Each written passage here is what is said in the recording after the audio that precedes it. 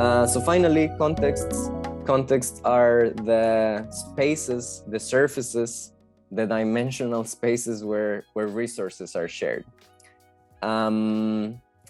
It's an inner membrane within a neighborhood as well.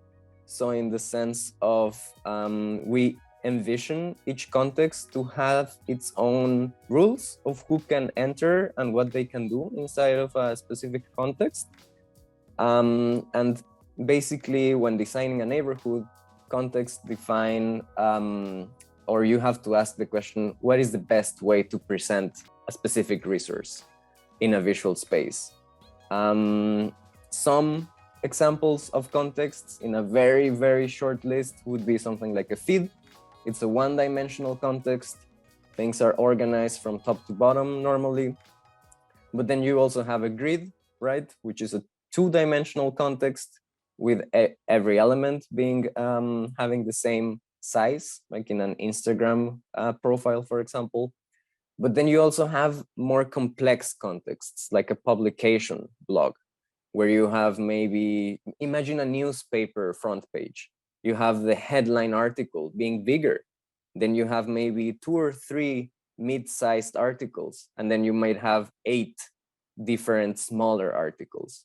So even though it is the same context, within this context, maybe the most important resource has more visibility inside of a design. And then you have examples like a timeline, which is not only spatial, but also time-based. So something like Instagram stories is an example of this. You have resources take the whole screen, but they are organized through time. That is how the scoring affects what is shown first, what is shown after. And then, of course, you could have context within contexts. We see this happening all the time within interfaces.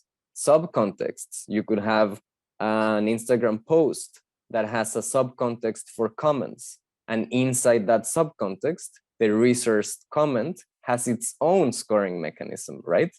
So you can see how this can fractally scale up, scale down, and really start to map out some more complex interfaces.